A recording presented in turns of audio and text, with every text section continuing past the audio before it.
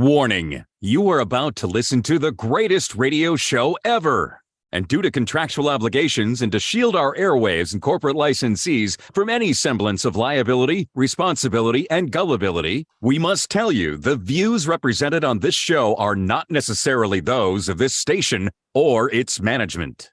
This radio show contains differing points of view on current political topics, and due to the nature of its contents, it should be heard by everyone. Thank you for listening. Now live from the Devil Radio Studios in Madison, Wisconsin, where the political party is just beginning. Welcome to the Devil's Advocate Show. Friends proving it's never personal, only politics. Please allow me to introduce myself. Here is your host, Mike Crute. Welcome to the Devil's Advocates Radio Show, buddy. We made it to the weekend, damn near. It is the Friday Highday edition. Curdy, I am so excited today. Great to be with you, Evan, on the board. And how fortuitous is it for our fair audience that today at 5 o'clock in the happy hour, our pal James Santelle, former U.S. attorney, going to join us. You know, apparently there's been a little bit of breaking news on the legal front. Dominic, is it Merrick Garland Day? Yeah. I'm waiting to celebrate Merrick Garland Day. Today is that the day? Is today the day, Dom? Merrick Garland Eve, Jack Smith Day. I'm not clear. I'm not clear. You know, I was listening to an inferior, nationally syndicated righty-whitey talk radio product earlier today. A little Freudian slip. They said Trump had been indicted today. That'd make it Merrick Garland Day up in here. Yes. That was the promise. The day that Merrick Garland, the day that the U.S. Department of Justice brought charges against the former president, Donald Trump, be it the paperwork crimes, the Mar-a-Lago. Oh, the espionage crimes, you mean? Yes. Or Those paperwork crimes. substantial crimes involved in the January 6th, the coup, the insurrection. Either way, when the indictments came down, it would be Merrick Garland Day up in here. And Dominic, I got to tell you, I am left wanting by this appointment of a special counselor. Now, first and foremost, this guy looks like he's from Central Casting. This guy, he looks badass. Yes. I would not want to be facing this prosecutor down across the table, if you know what I'm saying, Dom. Doesn't look like he suffers fools lightly. Merrick Garland, perhaps doesn't have the tone, doesn't have the gravitas, or at least doesn't perceive himself to have that. I mean, you're the freaking Attorney General of the United States. You should be on the Supreme Court. But why now, Don? You know, first blush, our good friend James Santelle will give you the whole dose in hour number 2. But first blush from Jim Santelle was 18 months. Why now? Why after 18 months do you punt to a special prosecutor? Tick-tock. Tick-tock. The clock is ticking. This guy. I got an answer for you, Crudy, and you're going to love it. Here's why. Because this week, former President Donald Trump claims he wants to be the next President Donald Trump. He declared his candidacy, right? He did. Yeah. That's not a good enough reason.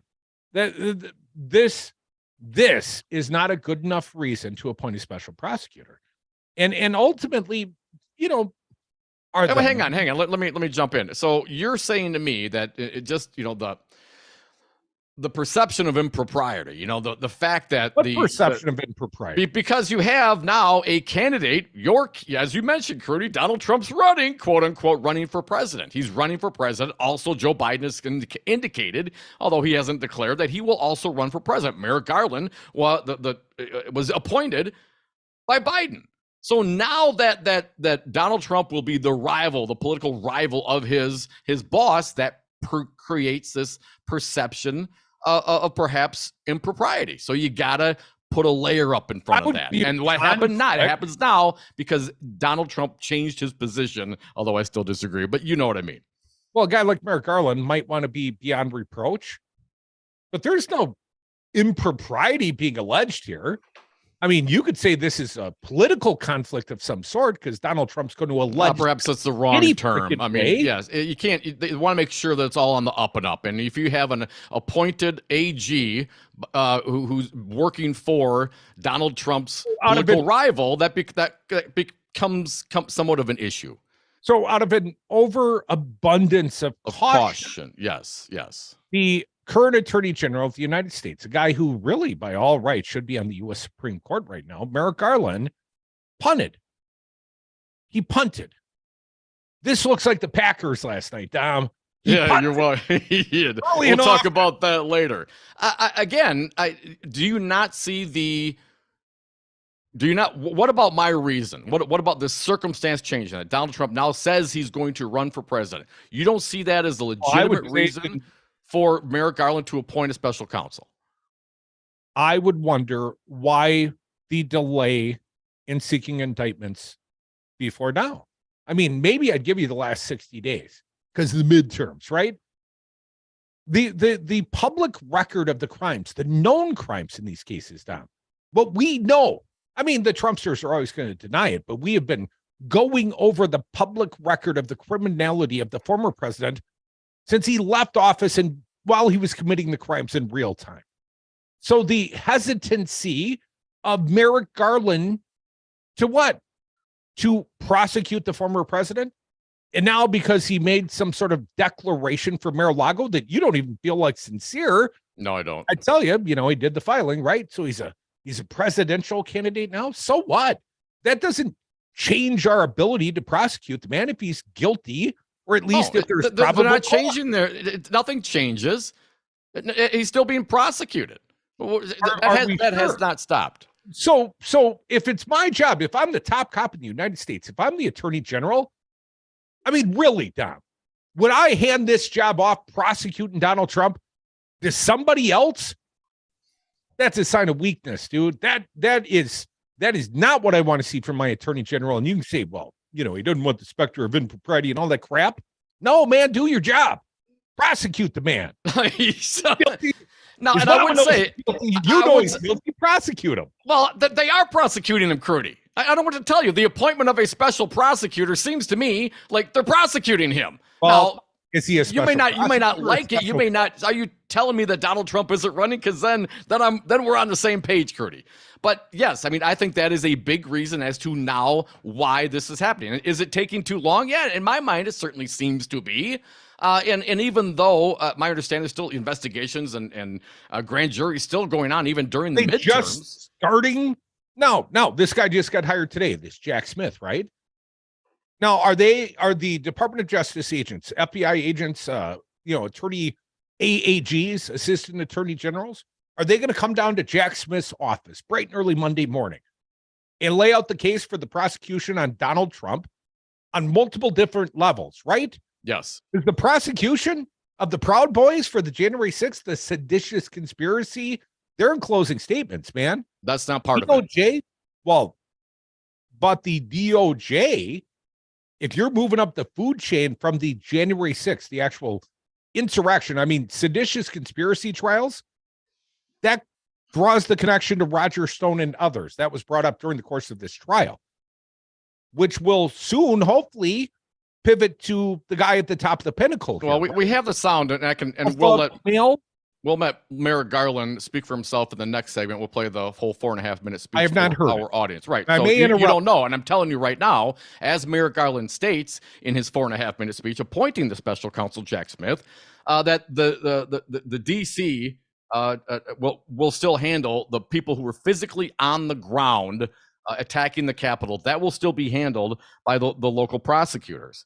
My understanding, anything to do with the classified documents and then any entity unlawfully trying to stop the peaceful transfer of power, or person or entity trying to stop the peaceful transfer of power or the certification of the electors, those pieces, and of course, as mentioned, the Mar-a-Lago secret document case, those two cases are going specifically to Jack Smith. So we have it. We'll play it. We'll get a little out there. You got lots of questions, Crudy. I get it. I understand. But I think no, Jim Santelle feels like I feel on this issue. I'm not just being hyperbolic, Crudy. Oh, okay. There's lots of different opinions out there. No doubt about it, Crudy. We posted some up on the Facebook page. Than others sometimes. Well, let me just throw this out there. Then again, we'll play some of the music. Some of the sound in the next segment. But here is what was written in Salon. The title here that we found at the Raw story: cowardly legal experts slam Garland for putting special counsel punting, as Curtis said, to special counsel after the Trump announcement. As mentioned, he's going to do this. Garland set to announce on Friday. He did it. We'll play the sound. His move reflects the sensitivity of the DOJ's probes into the former president. It appears to be an attempt to allay concerns that the investigation is political. The Justice Department is probing Trump's retention of national security documents, as well as his role in the January 6th riot. DOJ rules for appointing special counsel allow the Attorney General to name an outsider if he determines that the investigation or prosecution presents a conflict of interest for the department, and recusals of certain officials wouldn't be enough to overcome concerns. Again, this was reported at the Wall Street Journal. But some former DOJ officials and Crudy have said the appointment would not do much to diminish criticism from Trump and his supporters, particularly since Garland and other DOJ officials are still likely to be involved in decision-making. Some legal experts knocked the decision to punt.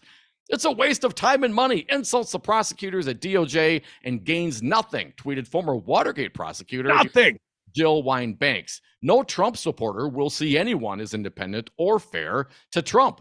National Security Attorney Bradley Moss also criticized the move, warning it will now definitely delay any decisions until January at the earliest.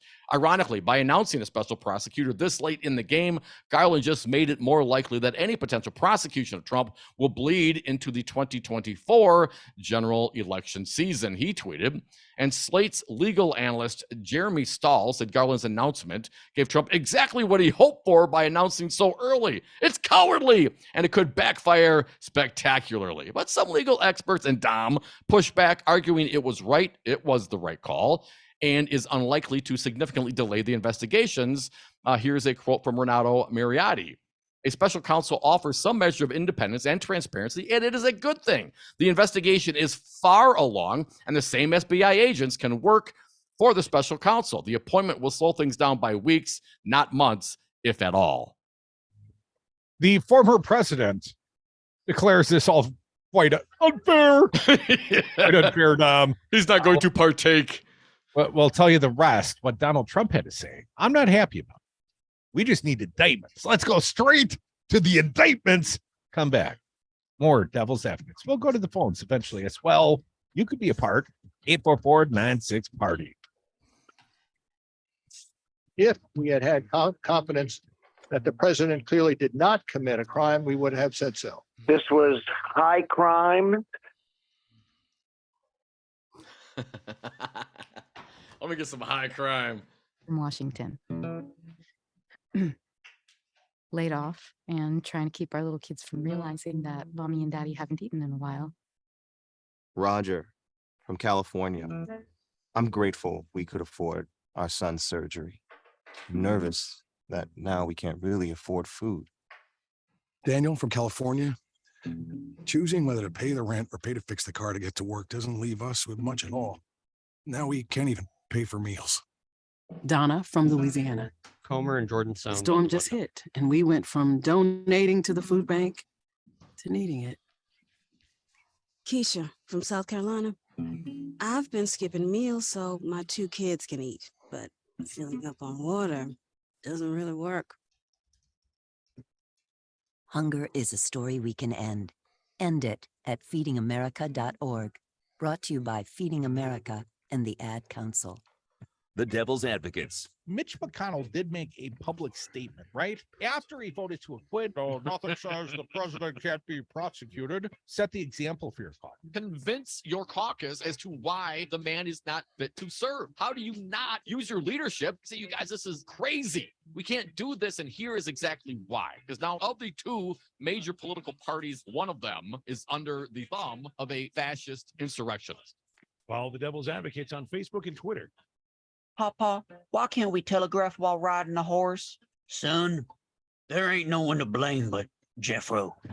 He was riding old Betsy the Stallion, tip-tapping away at his telegraph, when blam, ran right into the side of the saloon.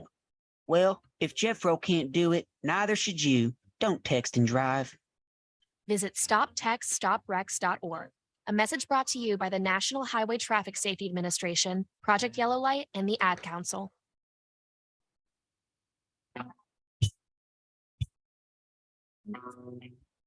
When they go low, we get high. The Devil's Advocates. And we are back from the 420 break. Thank you for listening to the Devil's Advocates radio show. Phone lines are open for your take today. It's called Special Counsel Day, 844-967-2789. Yeah, what the hell does that mean? Special Counsel Day. That's quite different than Merrick Garland Day. That's quite different than Indictments Against the Former President Day. That's what our audience tunes in for, Dom. That's what I'm waiting for, Crudy. Special Counsel Day. Well, let's stop. Let's play it for the people. Evan, Attorney General Merrick Garland announcing today the appointment of a special counsel. Let's hear it, if you would, Evan. The Department of Justice has long recognized that in certain extraordinary cases, it is in the public interest to appoint a special prosecutor to independently manage an investigation and prosecution. Based on recent developments, including the former president's announcement that he is a candidate for president in the next election, and the sitting president's stated intention to be a candidate as well, I have concluded that it is in the public interest to appoint a special counsel. Such an appointment underscores the department's commitment to both independence and accountability in particularly sensitive matters. It also allows prosecutors and agents to continue their work expeditiously and to make decisions indisputably guided only by the facts and the law. The special counsel will conduct parts of the first investigation I just mentioned. The investigation into whether any person or entity unlawfully interfered with the transfer of power following the 2020 presidential election, or with the certification of the Electoral College vote held on or about January 6. This does not include prosecutions that are currently pending in the District of Columbia or future investigations and prosecutions of individuals for offenses committed while they were physically present on the Capitol grounds on January 6. Those investigations and prosecutions will remain under the authority of the U.S. Attorney for the District of Columbia. The special counsel will also conduct the investigation involving classified documents and other presidential records, as well as the possible obstruction of that investigation. Today, I signed an order appointing Jack Smith to serve as special counsel. Who? The order authorizes him to continue the ongoing investigation into both of the matters that I have just described and to prosecute any federal crimes that may arise from those investigations. Mr. Smith is a veteran career prosecutor. He began his prosecutorial career in 1994 as an assistant district attorney with the New York County DA's office. In 1999, he became an assistant U.S. attorney for the Eastern District of New York, where over the course of 9 years, he prosecuted matters ranging from gang murders of police officers to civil rights violations. From 2008 to 2010, he served with the International Criminal Court, where he supervised war crimes investigations. In 2010, Mr. Smith returned to the Justice Department to serve as chief of the Public Integrity Section, where he led a team of more than 30 prosecutors who handled public corruption and election crimes cases across the United States. In 2015, he agreed to serve as the first assistant U.S. attorney for the Middle District of Tennessee, later becoming the acting United States attorney. Most recently, Mr. Smith served as a chief prosecutor for the special court in The Hague, charged with investigating and adjudicating war crimes in Kosovo. Mr. Smith will begin his work as special counsel immediately and will be returning to the United States from The Hague. Gotta fly Throughout him his in. career, Jack Smith has built a reputation from as the an impartial and determined prosecutor who leads teams with energy and focus to follow the facts wherever they lead. As special counsel, he will exercise independent prosecutorial judgment to decide whether charges should be brought.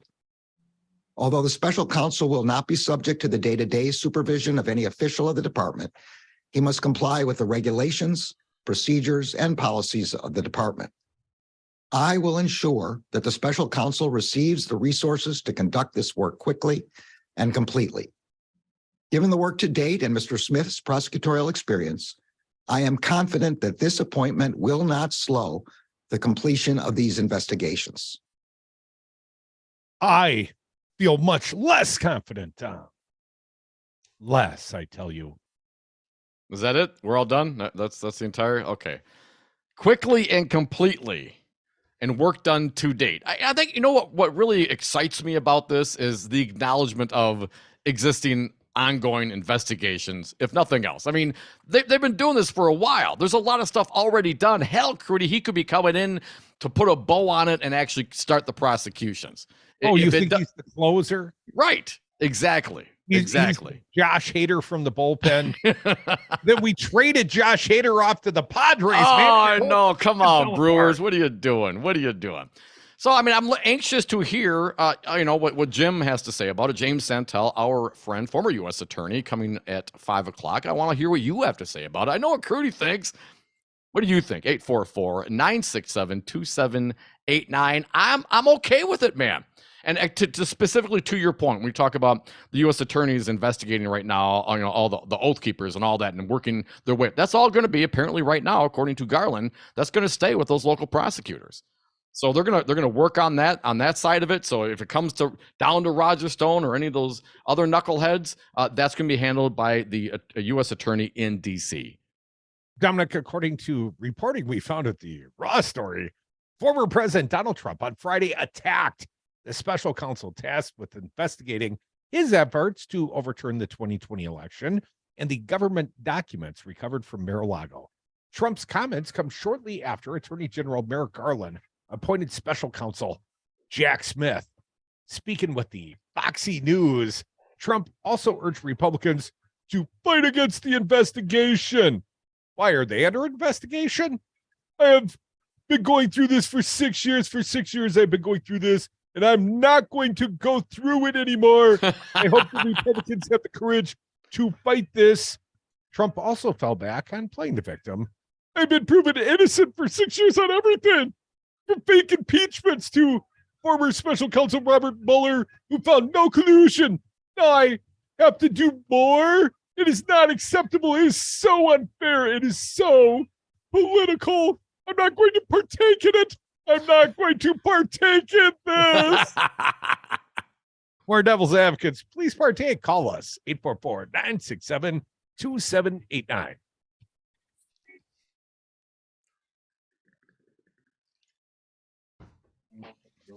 Taking on Ready Whitey Talk Radio on both sides of the dial, from Cross Plains to Cottage Grove. Devil Radio 92.7 FM and WTTN 1580 AM. Hey, Dom, how many palindromes can you name in 30 seconds? Race car, mom, dad, reefer, kayak, level. Did I say mom already? You're forgetting one really important one. Zero res. Not only is it the coolest palindrome ever, it's also our favorite. I remember. Why is that again? They advertise with us. Zero res, my favorite palindrome. And carpet cleaner. Get the best carpet cleaning ever. Schedule your carpet cleaning online at zeroresmedicine.com. Tell them the Devil's Advocate sent you. 10 years ago, we opened with a single location. We had one glass blower, that's me, and a full display of artistically created glass pipes and products. Today, you've helped us grow to 3 successful locations. Ignite Glass and Gifts thanks you for your continued support. We'll be here as long as you need us. Madison's favorite for glass gifts and bait. Ignite Glass and Gifts, Monona Drive, Williamson Street, and Odana Road. 1 solid decade. Man, does that feel good. I'm Tim McGuire with an AP News Minute. Attorney General Merrick Garland names veteran federal prosecutor Jack Smith as a special counsel to oversee the Justice Department's investigation of classified documents found at former President Donald Trump's Florida estate, as well as key aspects of a separate investigation involving the January 6, 2021 insurrection and efforts to undo the 2020 election. Garland explains why. Based on recent developments, including the former president's announcement that he is a candidate for president in the next election, and the sitting president's stated intention to be a candidate as well, I have concluded that it is in the public interest to appoint a special counsel. Smith, in a statement released by the Justice Department, says he will work independently in the best traditions of the department. A Trump spokesperson dismissed the appointment by calling it, quote, a totally expected political stunt by a feckless, politicized, weaponized Biden Department of Justice. I'm Tim McGuire. We tried Dynovite for gut health and immune support, and after a couple of weeks, our little Gizmo was acting like a puppy again. His coat was shinier, he had a lot less scratching and shedding, and he seemed like his happy old self. My dog smelled and scratched constantly. We bathed and sprayed her, took her to the vet, but no results. Now, a little Dynovite in her food helps Bella keep her beautiful coat with no scratching or smell. Get 10% off your next order of Dynovite nutritional supplements for dogs at dynovite.com. Happier, healthier with every bite. Over 1 million pets helped with Dynovites. Need a great holiday gift for that special someone? Shop on Untuckit's Black Friday early access and grab the perfect style at up to 50% off. Untuckit shirts are designed to be worn untucked. They keep him looking sharp and feeling comfortable. Save big on our iconic button-downs, super soft flannels, and cozy sweaters during our biggest sale of the year. Shop Untuckit's Black Friday early access sale today for up to 50% off at untuckit.com or 80+ stores. Untuckit, shirts designed to be worn untucked. For Civic Media, I'm Terry Bell with this news. All Wisconsin households are now eligible for free at-home rapid COVID tests. People in Wisconsin can place an order online every month for one free test kit that contains 5 rapid antigen COVID-19 tests, which are delivered to your door. The Say Yes COVID test program is offered through the Department of Health Services. Road signs on and around the Menominee Reservation in northern Wisconsin are now bilingual. The new signs are in English and in the Menominee language. The dual language signs first appeared last year and will likely be added in other tribal communities. In sports, the Packers lost to the Titans last night, 27-17. Badger volleyball's at Rutgers tonight. Football plays at Nebraska tomorrow. You're listening to Devil Radio, 92.7 FM, WTTN, 1580 AM.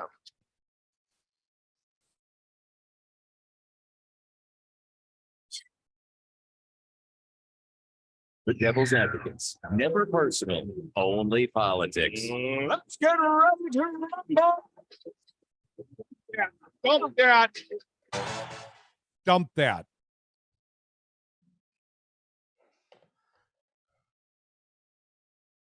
Yes, hit the button. 844-967-2789. Welcome back to the Devil's Advocates radio show.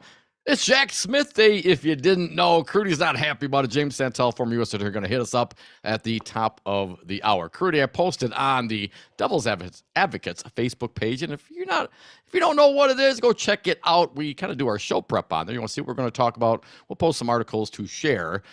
This one specifically from Jennifer Rubin, the former conservative. Her opinion, Crudy, I know you're going to love it. Merrick Garland was right to appoint a special counsel.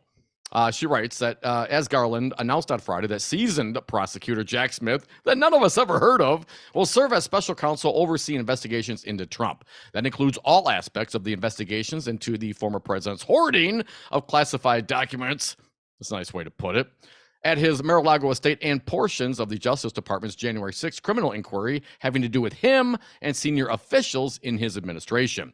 The appointment was necessary, Garland said, given the extraordinary circumstances of the investigations. Because Trump had announced he will run for president, and President Biden said he intends to do so as well, it was in the public interest to assign a special counsel.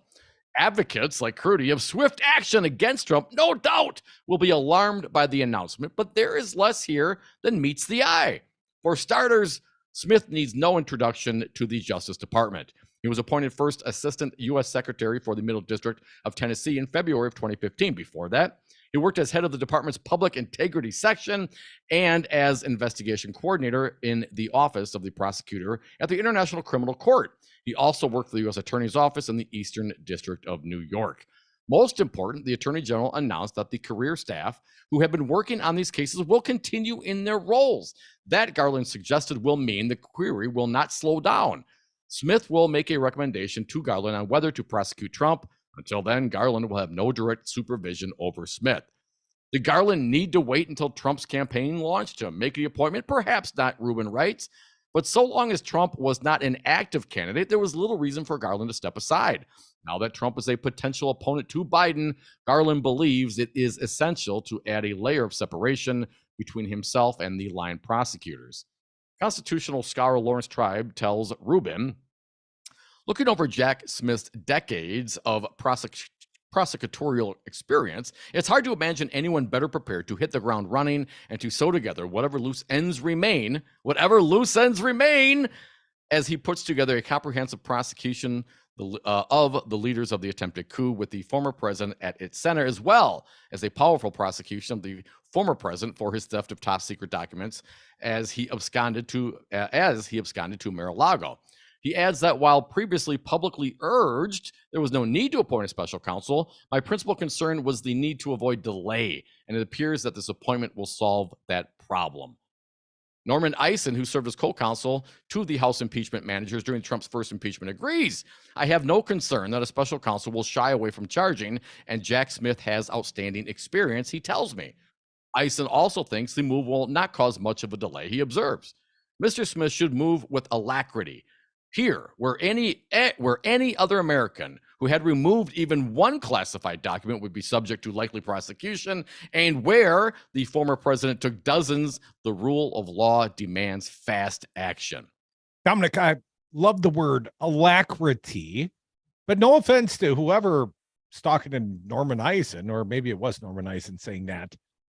It's not the paperwork crimes. That's espionage you're talking about potentially, Crude. Why you keep discounting it? Because if you look at the further reporting that we've seen on this, more and more of it seems to indicate it was about Trump's ego, not actually any sort of exploitation of the documents he had.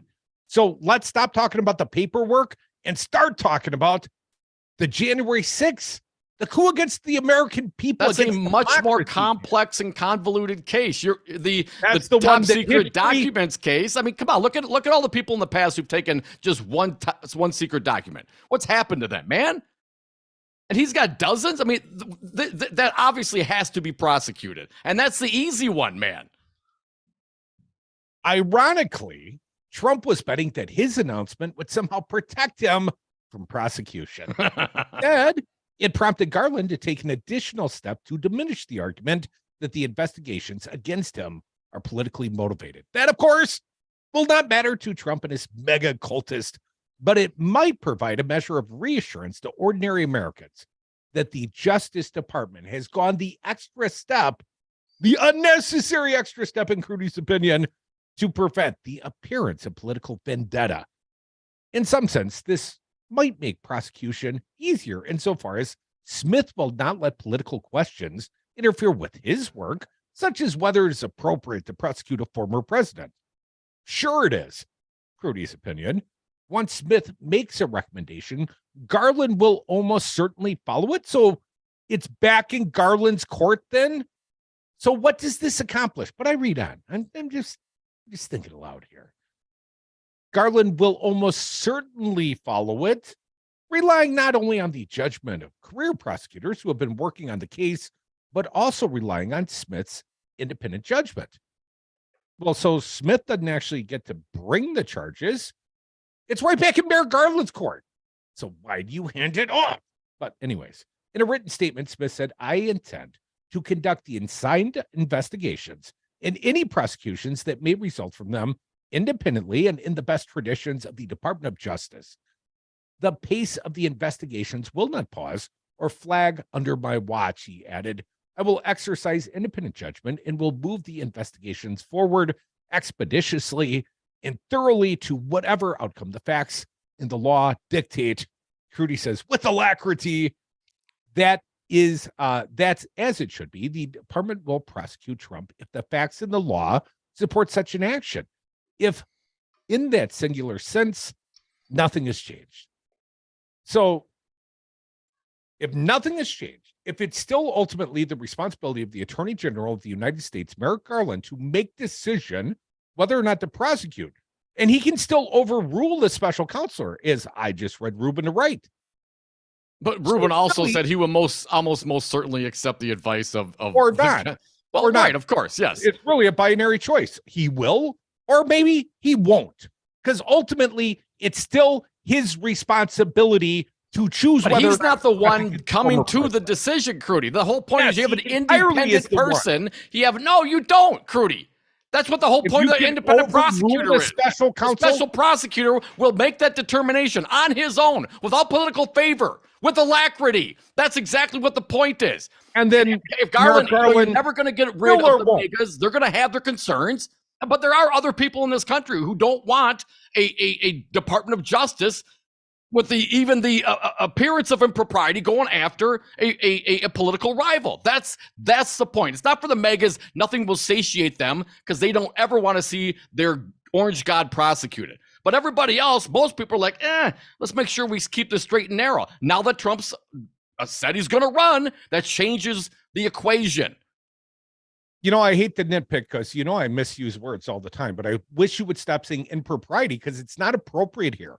There's no accusation of impropriety. Crudy, do you understand what the term appearance of impropriety means? I mean, just Google it, man. I mean, then say the appearance of impropriety and stop saying there's freaking impropriety because I did say the appearance of impropriety. Yes, the appearance.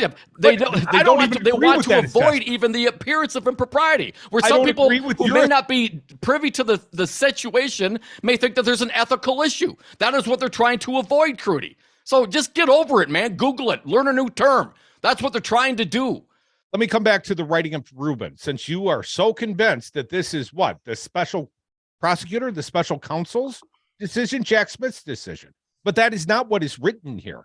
I'm not saying I didn't say that. I said the whether or not to prosecute is his decision. Yes, I think we should listen to me. Yes, I think after all my research and all the law and the facts, Mr. Garland, I suggest that we prosecute. Or Mr. Garland, I suggest that we don't prosecute. Now, Garland gets to make that one decision. What Garland doesn't do is review the facts, do all the legwork behind it, and come up with his determination. He's using somebody else's determination, Crudy. It's like the special master. You can either agree with or disagree with, because ultimately it's still Merrick Garland's decision. So why are you handing off what is ultimately still your decision to make? Because Jack Smith doesn't get to make the prosecutorial decision. He only gets to make the recommendation to Merrick Garland. And then Garland gets to make the decision. Yes. And coming up with that recommendation, Mr. Smith will not be appointed by Joe Biden, the Trump's political rival, in doing that. He's going to use the facts and the law and come up with it. And he'll make that determination. And that's the part that will not be political. No, you're right. Absolutely. Garland, according to this, will absolutely have to make his own decision. But as Rubin writes, and I agree, almost most certainly he will follow Jack Smith's recommendation. But he's not obligated to do so.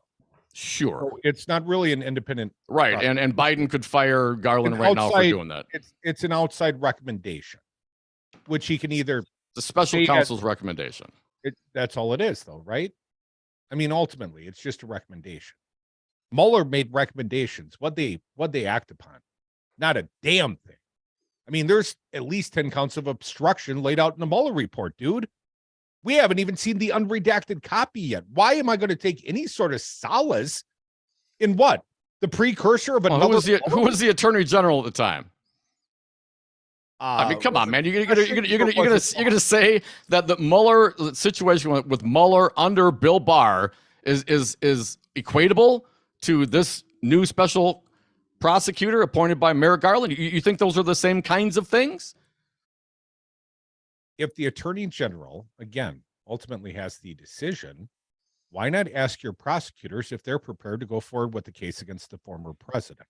And I get it, because of the appearance of impropriety, which I don't see, because there's no impropriety alleged. You could allege politics, but when you're the defendant in court, that doesn't have a lot of credibility. You know what I'm saying?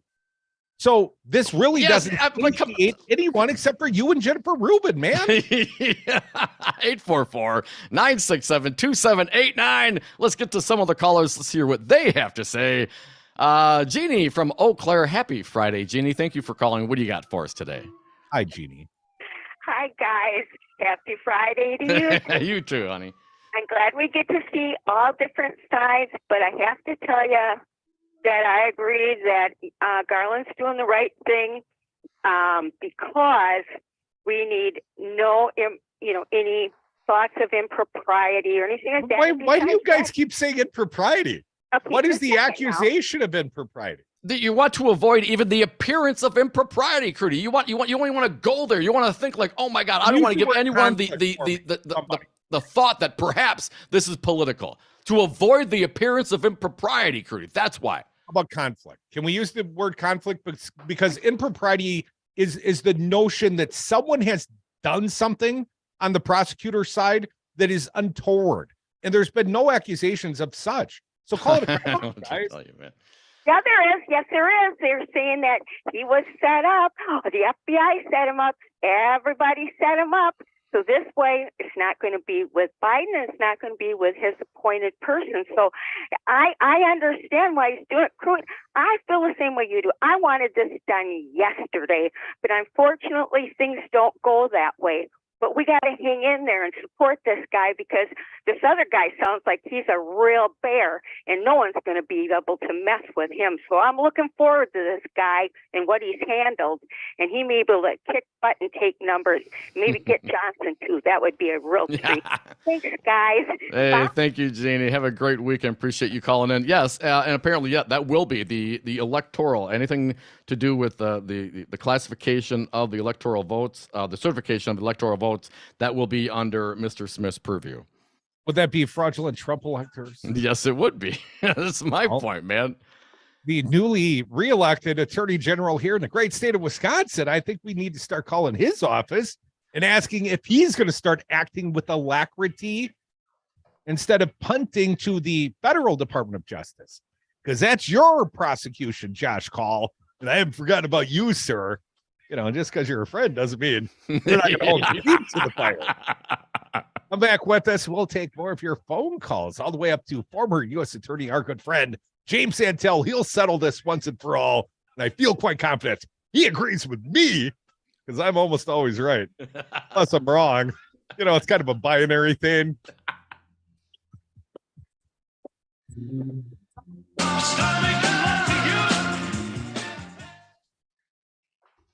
Life had a remote control. You could pause or rewind. Well, life doesn't always give you time to change the outcome, but prediabetes does. Take the 1-minute risk test today at doihaveprediabetes.org. Brought to you by the Ad Council and its prediabetes awareness partners. Remember the last time your family visited the forest? It's a place of wonder and imagination for the whole family, where stories come to life, and it's closer than you think. Ready to plan your next visit? Make the forest part of your story today at a local park near you, or find one at discovertheforest.org. Brought to you by the United States Forest Service and the Ad Council. Cardinal put out these weird, sad videos interviewing incapacitated elders in their nursing homes that don't have the ability to say, don't use me as your political prop. If they are what you say they are, then you shouldn't be doing it how you did it. Yes, it was the kids using the parents as props. Well, my old man hasn't talked since 76. Of course, he would have voted for Trump. That's the evidence. Videos, people that can't talk. It is wrong. It's absolutely wrong. Check out the entire podcast library at darnwi.com. Put a frog in boiling water and it'll jump right out. But put a frog in cool water and slowly heat it up, that frog will boil. As veterans, we tell ourselves the lie that we can handle anything. We let the water boil. You are not a frog. If you or a veteran you know needs support, don't wait. Reach out. Find resources at va.gov/reach. That's va.gov/reach. Brought to you by the United States Department of Veterans Affairs and the Ad Council. I love this song. I love nachos. Loving everything? You might be buzzed. You know what I'd love? A ride when it's time to head out. If you see a buzz warning sign, call for a ride when it's time to go home. Buzz driving is drunk driving. A message from NHTSA and the Ad Council. 1, 2, let you on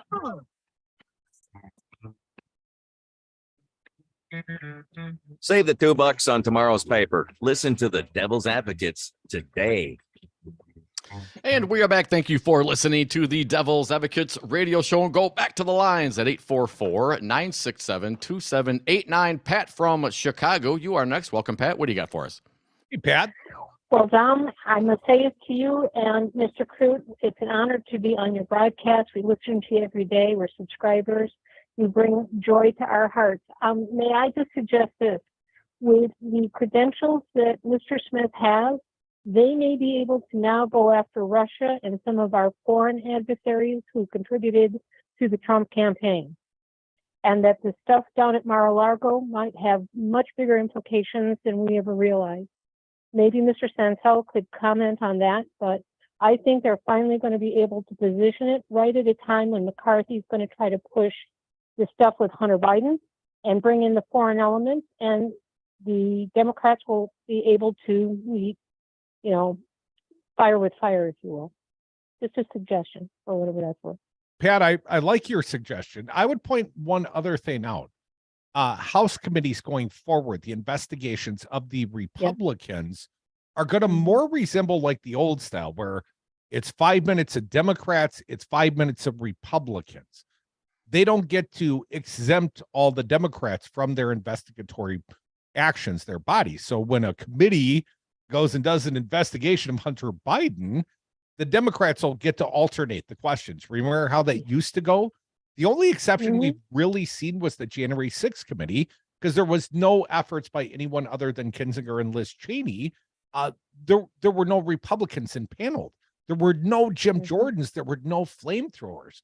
So I would point out, I don't think the Democratic caucus is going to sit by and let them just crap on Hunter Biden for the next 2 years.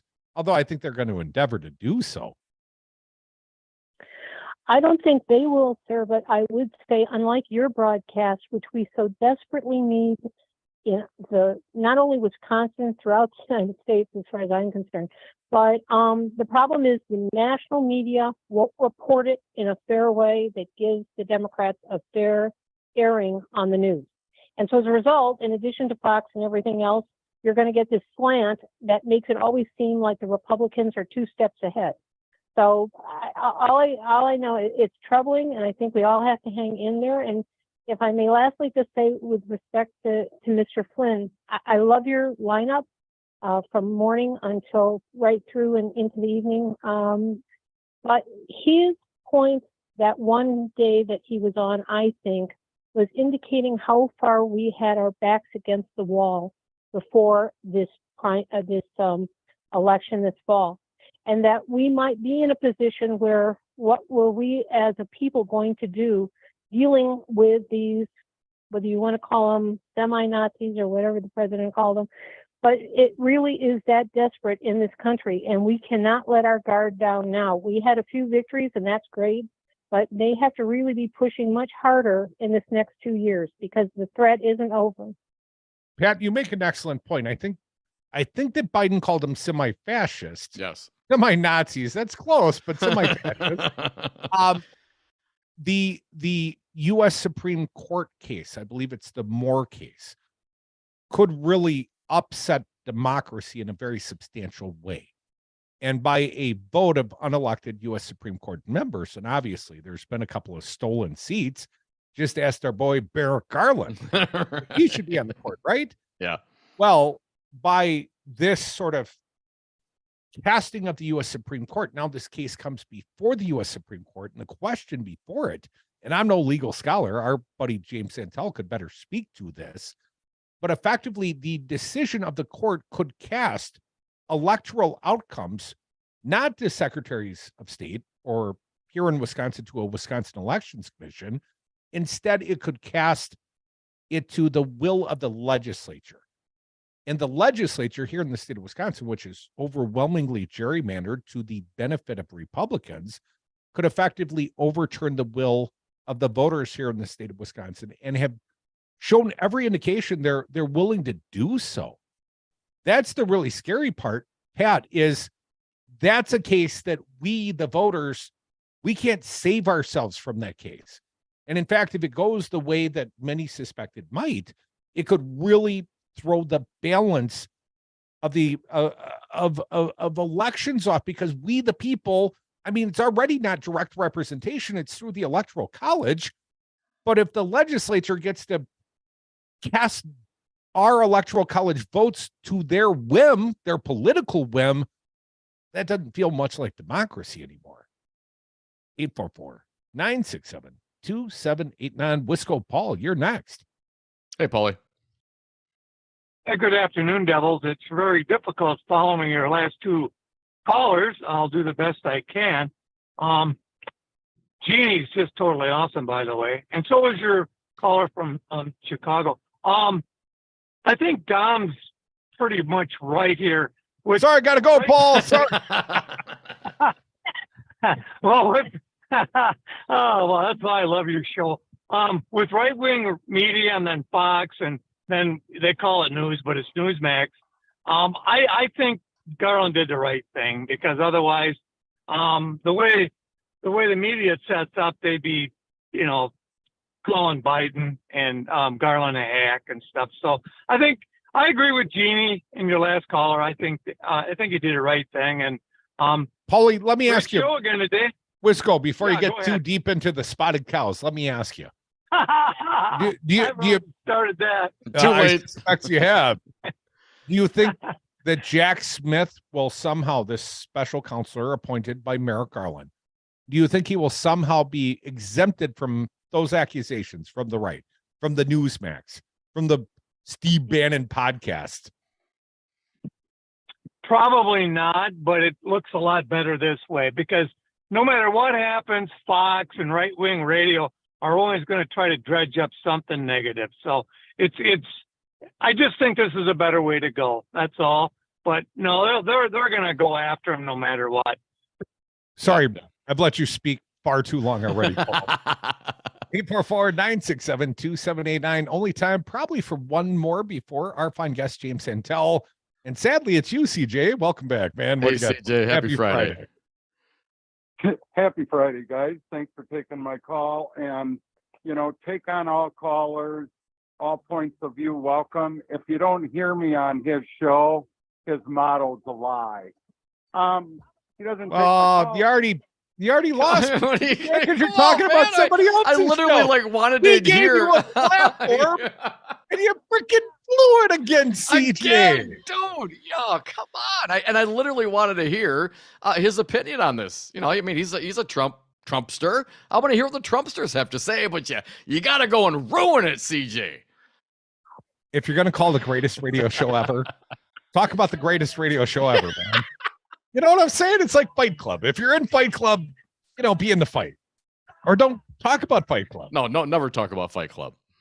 Come back. More Devil's Advocates. We got fine former U.S. Attorney James Santelle joining us. He'll be right here. And you callers, you hold your grievances for a little bit later, because Jim's kind of a big deal. Kind of like us. More Devils. We'll tell you why Crudy's right, Dev's been wrong a whole nother hour. When it comes to computers, Madison Computer Works has been the leader in computer help, service, and support for more than 35 years. Our friendly techs have the expertise to help you choose the right computer for your needs. We make it easy to get a new computer by moving your data, reinstalling programs, and setting up your printers and email for you. Our competitive pricing and awesome tech support make moving to a new computer painless and affordable. Whether servicing your old computer or buying a new one, we'll help you do it right. Madison Computer Works, computers that work for you. Local guy Jason Hafman here. If you want a business in the Madison area, I want to talk to you about why you should work with Devil Radio. I've been a champion for local businesses for nearly a decade, and I'm proud to be a part of the Devil Radio team. With a focus on community and local business, we create customized promotional pieces that are effective and represent our ad partners. And we connect them with Devil Radio's passionate, loyal, and engaged listeners. So join us today. Call 608-819-TALK, and let's work together to build. You are listening to WTTN 1580 AM Columbus, W224 EG Madison, always streaming on the Devil Radio app. AP News, I'm Tim McGuire. Attorney General Merrick Garland names a special counsel to oversee investigations of Donald Trump. The Justice Department's investigating classified documents found at Trump's Florida estate, and there's also a separate probe involving the Capitol riot and bids to undo the 2020 election. Both have political implications involving an ex-president running for the White House again. Given that and President Biden's intention to run, it is in the public interest to appoint a special counsel. Garland says Justice Department veteran Jack Smith's appointment will let prosecutors continue their work indisputably guided by only the facts and law. In a statement, Smith says he'll conduct the probes independently and in the department's best traditions. Sagar Magani, Washington. One-time billionaire Elizabeth Holmes sentenced to more than 11 years in prison for fraud for duping investors in the failed startup Theranos. The company claimed to have developed a medical device that could detect a multitude of diseases and conditions from a few drops of blood. It never worked. World Cup fans react to no beer inside the stadiums. Ed Donahue has this. The sale of alcohol is heavily restricted in the conservative Muslim country. The announcement comes just days before the World Cup starts. Federico Ferraz is from Portugal. The culture is different, and of course we're going to respect the culture here, but they also have to respect that football fans are different. American soccer fan Adel Abu Hana is not as concerned. We're not here to drink beer. We're here to watch the soccer game. We're here to watch the world-class soccer. We can get it anywhere in the world. We can get beer everywhere. Beer will be available in the evenings in what is known as the FIFA Fan Festival, a designated party area away from the stadiums. Beer sponsor Budweiser tweeted, "Well, this is awkward." The tweet was later deleted. This is AP News. We tried Dynovite for gut health and immune support, and after a couple of weeks, our little Gizmo was acting like a puppy again. His coat was shinier, he had a lot less scratching and shedding, and he seemed like his happy old self. My dog smelled and scratched constantly. We bathed and sprayed her, took her to the vet, but no results. Now, a little Dynovite in her food helps Bella keep her beautiful coat with no scratching or smell. Get 10% off your next order of Dynovite nutritional supplements for dogs at dynovite.com. Happier, healthier with every bite. Over 1 million pets helped with Dynovite. Need a great holiday gift for that special someone? Shop Untuckit's Black Friday early access and grab the perfect style at up to 50% off. Untuckit shirts are designed to be worn untucked. They keep him looking sharp and feeling comfortable. Save big on our iconic button-downs, super soft flannels, and cozy sweaters during our biggest sale of the year. Shop Untuckit's Black Friday early access sale today for up to 50% off at untuckit.com or 80-plus stores. Untuckit, shirts designed to be worn untucked. Do you want Wisconsin to suck? I don't. That's why you're listening to me now. I'm Hawk, owner of the Jade Monkey. Come to the Monkey and tell them you're there because the devil sent you. Then I can spend more money on ads and help Devil Radio keep Wisconsin from spiraling into post-apocalyptic Republican suckage. I mean, that's Iowa's job. Buy around at the Jade Monkey and save Wisconsin one drink at a time. Suck down drinks so we don't have to suck. Okay. You wanted information as election results rolled in, and the Civic Media network of radio stations delivered it live. I was so impressed with your coverage. And I listened to you guys, and I got all the coverage. It was amazing. Civic Media, the only network with news reporters and show hosts stationed across Wisconsin, sharing political insight not found anywhere else. Elections or anytime, we are here for you, your local Civic Media radio stations, and streaming on the Civic Media app. Shop local this holiday season and win. Dane by Local's Holiday Passport, presented by Bank of Sun Prairie, is back. Now through December 18th, every time you spend $10 or more at one of over 150 participating local businesses, you have a chance to win weekly gift certificates from Dane by Local members. It's easy, so join in the fun. Go to danebylocal.com to download the passport or pick one up at a participating business listed on the Dane by Local website. Follow us on Facebook and Instagram and enjoy the holiday fun. And remember, we all win when you shop local. Madison, tune in every weekday from 11 to 2 on Devil Radio, 92.7 FM and WTTN 1580 AM for the Tom Hartman program. Join the show's conversation because our democracy is not a spectator sport. Listen live right here on Devil Radio.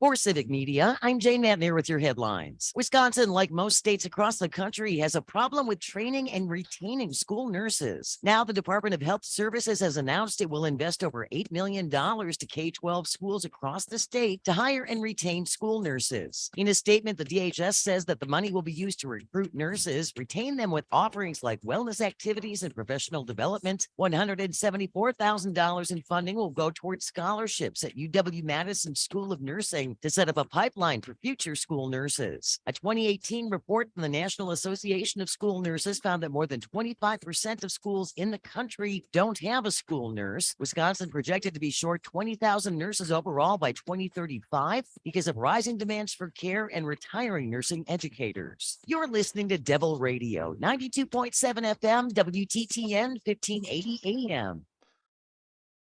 Devil Radio programming is produced live in the Solidarity Realty Studios. Find them at solidarityrealty.com. Solidarity Realty. There is an alternative. Warning, you are about to listen to the greatest radio show ever. And due to contractual obligations and to shield our airwaves and corporate licensees from any semblance of liability, responsibility, and gullibility, we must tell you the views represented on this show are not necessarily those of this station or its management. This radio show contains differing points of view on current political topics, and due to the nature of its contents, it should be heard by everyone. Thank you for listening. Now live from the Devil Radio Studios in Madison, Wisconsin, where the political party is just beginning. Welcome to the Devil's Advocate Show. Friends proving it's never personal, only politics. Please allow me to introduce myself. Here is your host, Mike Crute. Welcome to the Devil's Advocates Radio Show, rolling into the happy hour. The Friday edition, we air the grievances. My grievance, a special counselor. I wanted to go straight to the indictments. I wanted to declare this Merrick Garland Day up in here.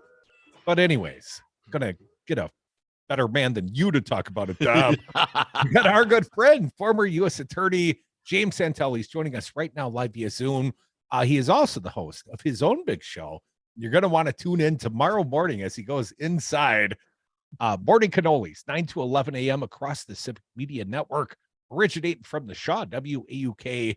Jim, welcome back to the Devil's Advocates, man. You always move with alacrity, sir. Hey, Jim. You know, we do what we need to do, especially for an appearance on this important program. So glad to be with both of you. Jim, first reaction. I know you had sent a first blush, and I've been talking about the fact this just seems like another unnecessary step in the process, a time-eating step in the process. And ultimately, if I understand, I'm only going by a column by Jennifer Rubin, but if the special counselor ultimately doesn't have ultimate charging decision, if the ultimate charging decision comes back to the attorney general, well, what are you asking your buddy? I mean, do you need to cheat off his homework, or can you just do your own work and get to the indictments already, Merrick Garland? Your thoughts, counselor? Right. And perhaps in a way that harkens back to history once again. We've been down this road before. And again, I begin by saying that I have great respect for this attorney general.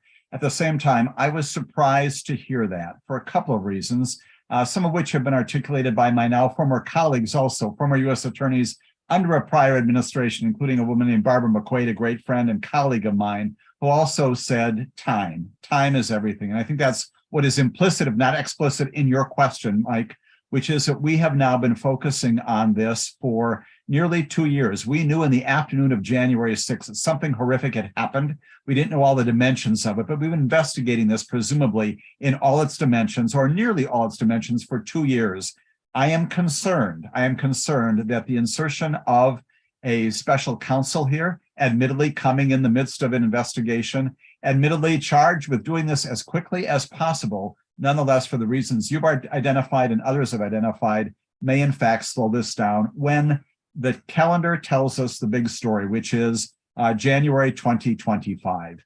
We don't know if this present administration will continue beyond then, but we basically have 2 years in which to prosecute. And to the extent that this may extend that time period for the review, the investigation, the prosecution memorandum, all of this gives me great pause about the timing of this and the possibility that it might be delayed in some way. Hopefully that won't be the case, but that is the concern I think that many of us have on the outside looking in. Jim, you know I'm chock full of inarticulate crudeism. So far be it for me to split the infinitive with Dominic. There's one. The impropriety, the statement that, the appearance of impropriety. Avoiding even the appearance of impropriety, Jim. But what impropriety has gone on to this point? There's always going to be accusations of political witch hunt. So this is bad vocabulary and someone taking the bait. Right. And that's, I think, the much related concern that I think I and others have out there, which is just this. I know the Attorney General said because both Donald Trump has announced his candidacy and the incumbent has also indicated that he is going to run, that for that reason, it's appropriate for me to put this arm's length decision-making process at the arm's length and go down this road.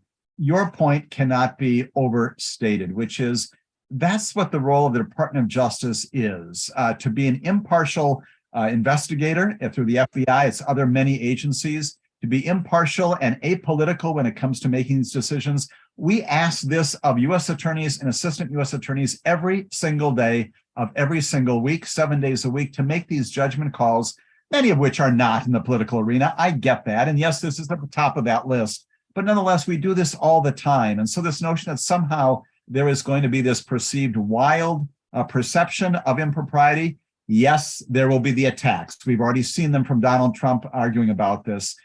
If we go down that road and consistently say that anytime there's a politically related investigation and possible prosecution of a candidate, we can't be doing that without appointing a special counsel, then we're carving out a huge amount of responsibility that's never been there before with the Department of Justice. There are people who can do this work. They do it all the time. They're doing it now. And so once again, with due respect, I'm very concerned about the predicates for this, the timing of it. And again, we've got the functionality, if you will, to do this now. Go ahead with it. James Santelle, former U.S. attorney, man, I love you, Jim, but what? Carve out a big spot. This is a very specific case. Right, we have an attorney general appointed by the current president who would be the presumable running opponent of the guy who just announced, who's been being investigated. There's not very many pegs that'll fit in those holes, man. You know what I mean? I don't think that's a huge carve out, Jim. Well, and to the extent that you're right, as I said, it's at the top of the list, certainly, because you are going to be making decisions premised upon, again, what the evidence shows. Sure. The point that I would make once again, that's the kind of thing the Department of Justice is required to do. And should we be doing this in a situation where because every single pundit tonight and for the next several months is going to be talking about that's what drives the decision about how the process works. We've talked a lot on this very good broadcast about the importance of having a separation between the White House and the Department of Justice. I looked at this particular Department of Justice and I see Joe Biden consistently saying, I don't know what's going on over there, not in a bad way, but in a good way. And I think that again, this Department of Justice has established in its admittedly infancy, it's 2 years, has established a record that doesn't smack of the kind of political movement that you would otherwise anticipate. Gosh, the fact that we've spent all this time investigating suggests that there is a very meticulous, thoughtful way of addressing all of this. And so, yes, top of the list. But again, my own sense is that this is something that the Department of Justice can do. And again, I get back to this concept of time. I hope that this does not delay things. Jim, I think there's also, there's the stink of the last Justice Department administration. Bill Barr certainly did not do all those things that you think that the current Attorney General is doing, right? So given that, I think he needs to be the Department of Justice specifically, knowing what Garland inherited over there from Barr. This isn't for you or I. This certainly isn't for the mega. This is for the American people who don't want to see, and maybe not dialed in as much, and don't do this every day and care as much as we care, and lots of things to pull people's directions and priorities. Totally understandable. Right. But I can understand how they would be concerned, or the general population could be concerned, as I would be if I saw all of a sudden, oh my gosh, we don't want to see a Department of Justice prosecuting the former executive, just for political reasons, and because now he's running, right? That's you got to be very careful about that. And given from what I've heard of Mr. Jack Smith, sounds like he's dialed in, man. This guy sounds like a bulldog. And given all those circumstances, I mean, if we lose a week, maybe, but it's more than a week. Tell them, Jim. What do you think? How much time are you really thinking, given this guy's qualifications? Right. I'm really hesitant to speculate on that because I don't know about the extent to which things like, is he going to be bringing in some of his own colleagues and staff? Plainly, we recall when Mueller came in, assembled his own staff. We know that there's a significant amount of staff already inside the Department of Justice been working on this. If he walks in and maybe brings a few people in and otherwise has to get up to speed, it may be a matter of weeks. And so maybe my time concern is not quite as great under that circumstance. On the other hand, there is a sense in which we're, again, changing, not bosses, but we're restructuring the way that we're supervising all of this. And that will take some time along the way. To your first point, again, I concur in that notion that the public should have confidence in whatever decision is made here. My concern is simply that this is about some civics instruction, once again, which we often do in this podcast, law school too. That again, this is what we had in the last administration was the aberration and not the rule. Under prior Republican and Democratic administrations, you did not, with some small, I realize again, we've got Richard Nixon, Donald Trump as huge problems, but for the most part, throughout our history, we have had departments of justice that have been independent, have made these good decisions along the way, and done so without the kind of public outrage that we saw in the last administration. And again, I think we need to get back to that normalcy, if you will. We've got a Department of Justice that people can trust and know that the chief executive is not picking up the phone and calling the attorney general and saying, what are you doing to prosecute my political enemies? We're living in the wake of that. So maybe this is plainly Merrick Garland's attempt to address that concern in the wake of history. We need to find a way to get back to normalcy when the Department of Justice can do this as a matter of course. That's its assignment. That's the rule of law assignment that every attorney general has. Jim Santelle, do you know Jack Smith? I do not know. I've heard of him because, of course, his overseas engagement and as Tom, as you just said, wow, incredibly well experienced here. Truly knows what he's talking about. So no concern about that at all. And perhaps if there's anybody out there who can move in, he knows the Department of Justice, knows how prosecutions work, knows how investigations work. He can move in as swiftly as anybody as more than anybody on the face of the planet can. So that's not the concern. It's just these other institutional issues that give me pause tonight. Jim, would it be Merrick Garland and the Department of Justice seeking prosecution ultimately if this special counselor Jack Smith says there's there, it still goes right back to Merrick Garland, does it not? It does. If we follow the pattern of the Mueller investigation, which is, again, if you will, a recommendation, ultimate charging authority, as you said a few moments ago, would still rest with the attorney general. And again, hopefully not extending that too much in terms of time, but it accomplishes things positively, but also raises those other timing issues. James Santelle, I want it now. Come back with us. We'll do a little Veruca Salt and talk more with Jim Santelle. What is dedication? My daughter started making necklaces. She makes what we call affirmation fashion. I tell her every day that your black is beautiful. Your black is beautiful. And if there's anything better than being beautiful, it's being smart. If there's anything better than being smart, it's being kind. And reaffirming that every day is our method of making sure her chin never drops. My dad wasn't around, and I remember riding a bike and falling off and cutting myself, and me never just wanting to get back on it. People ask, how your children learn how to ride a bike, and you didn't? I didn't teach them. I just created an environment where they taught themselves, and all I had to do was be there. That's dedication. Visit fatherhood.gov to hear more. Brought to you by the U.S. Department of Health and Human Services and the Ad Council. Douglas LaFollette, welcome back to the Devil's Advocates Radio Show. Good to be here, Mike. Across the country, in most every state, the Secretary of State is the person who is in charge of the election. And we've seen lots of hanky-panky in Florida back during the Al Gore election, in Ohio and Georgia and Arizona and Michigan. We appreciate you coming around, sir. Check out the entire podcast library at darnwi.com.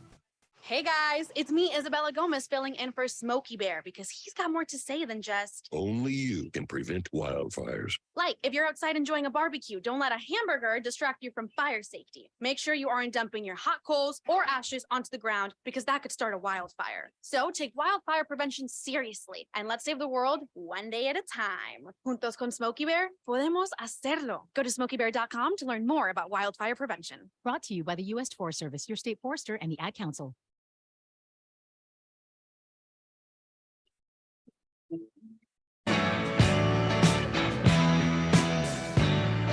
The Devil's Advocates. Sausage making never looked so good. And we are back. Thank you for listening to the Devil's Advocates radio show. Make sure you check us out online on Twitter at Devil Radio, on Facebook at the Devil's Advocates Radio. Dominic, I'm going on the road this weekend. Next you hear from me, I'll be broadcasting from glorious Amory, Wisconsin, WXCE, Lake Air, baby. I'll be up there at our new facility.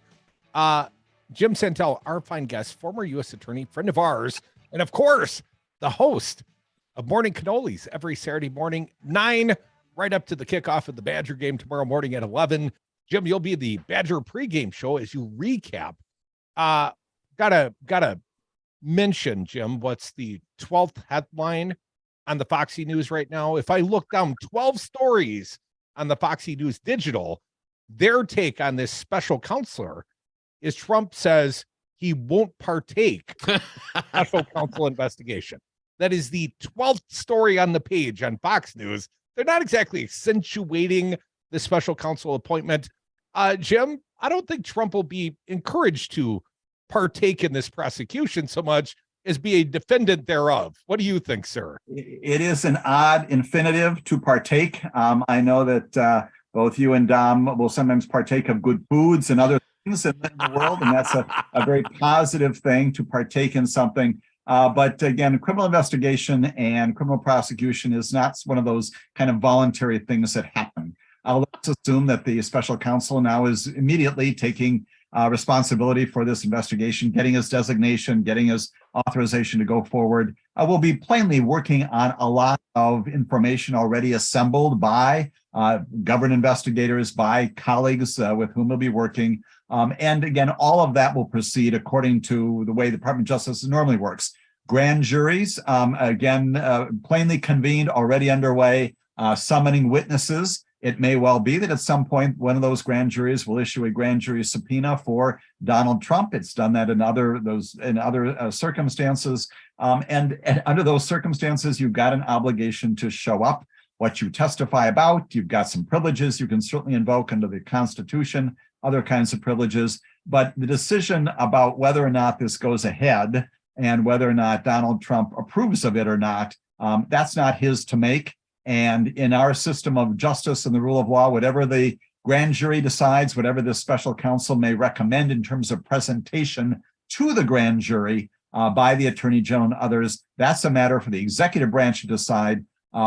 It can involve, if you will, some consultation with Mr. Trump's attorneys, but it is an executive decision to make. And that comes out ultimately from the voices of 26 people as members of the grand jury.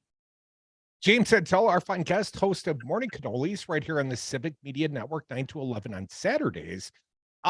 Jim, there's also a civil trial going on of the Trump Organization, and I want to turn my attention there. But before I do, Eric Trump, who of course is part of that organization, the old man said he would not partake.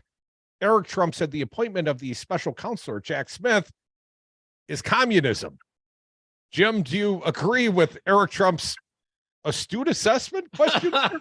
No, it's not, Eric. It's not communism. It is frankly, if anything, it's just the opposite.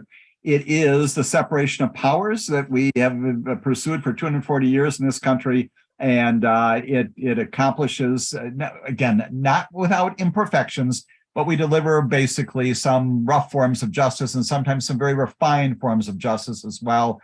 This is not communism where a number of people make the decisions. What did I just describe? You've got decisions made by investigators, by prosecutors about how to pursue a case. You've got members of a grand jury who are members of a court entity. Remember, this is not the executive branch. You present this to a grand jury, a court entity. They make a determination about whether or not there is an investigative support, probable cause to find that there is a chargeable offense here. They return an indictment. Judges then review that, their motions, there are all sorts of hearings for suppression, and we ultimately go to a trial. We get a petit jury. I'm just going down the list of constitutional protections that are not true for the most part in communist nations that are a part of our not only tradition, but our practice here. So Eric, regrettably, he's just plain wrong. Imagine that. James Santelle, I hope you're sticking around for at least one more segment. Good. We'll get to the civil stuff. I want to just I was done, but go ahead. let me just throw this one out there.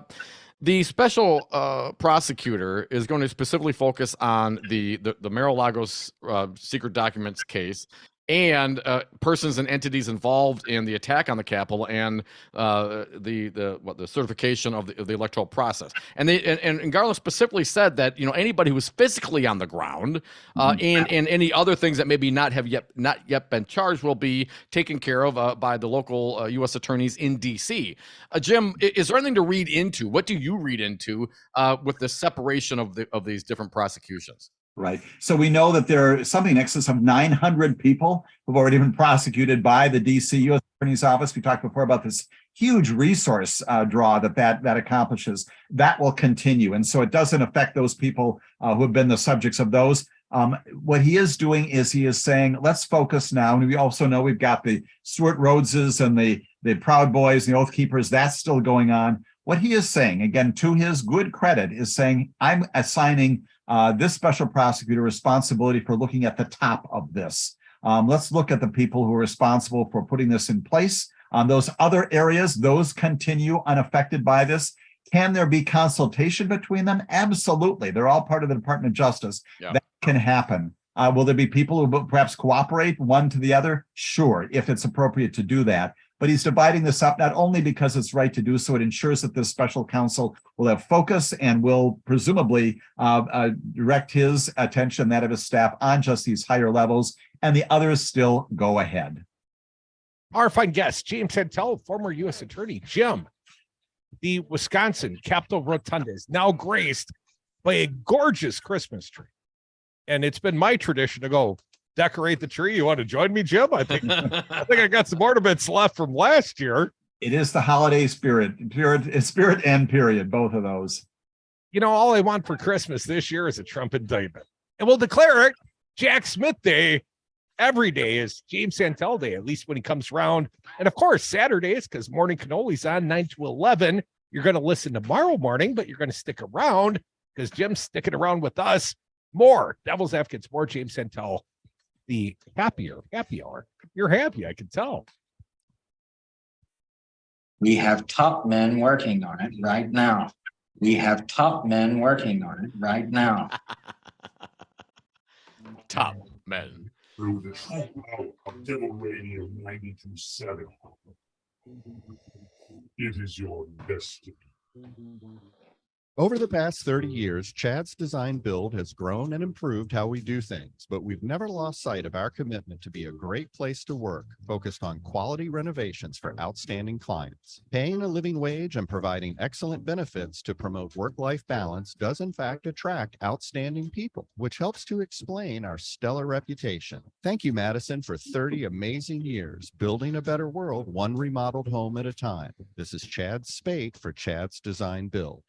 Salvatore's Tomato Pies, home of Madison's best farm-to-table pizza, is hiring. We are seeking line cooks, prep cooks, dishwashers, pizza makers, bartenders, servers, delivery drivers, and hosts. Sal's offers great pay, free shift meals, pay time off, and health insurance available for those working 30 hours a week. Students are welcome too. Positions available at all locations, Madison, Monona, and Sun Prairie. Stop into any location for an immediate interview or apply online at Salvatore's Tomato Pies. To McGuire with an AP News Minute.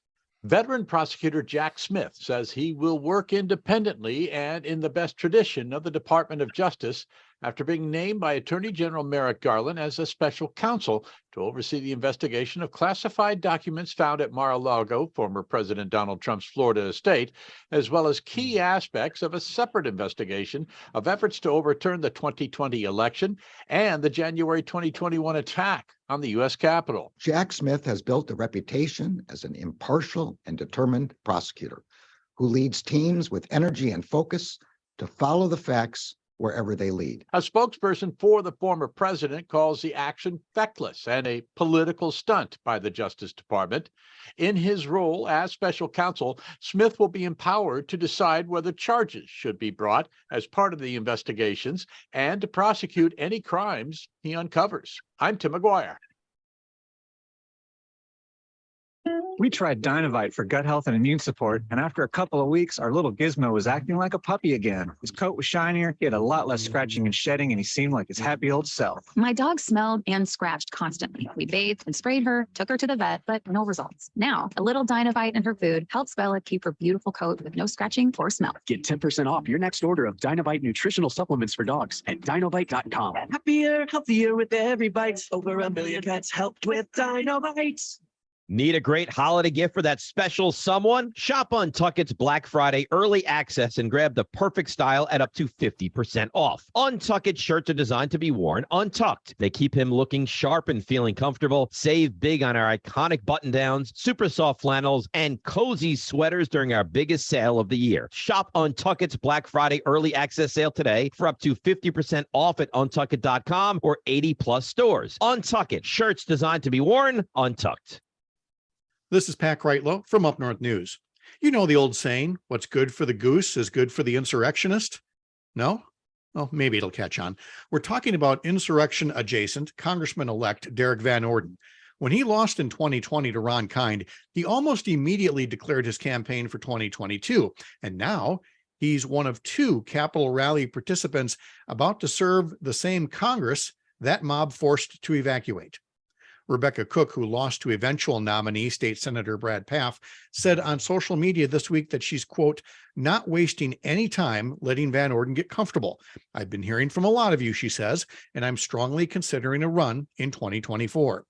There have been no similar indications from the other Democratic contenders so far. If Pfaff runs, it would lead to an open seat in the state Senate in an area where Republicans have made gains, including the seat Kind held for 26 years. For more, catch us on Up North News Radio, 6.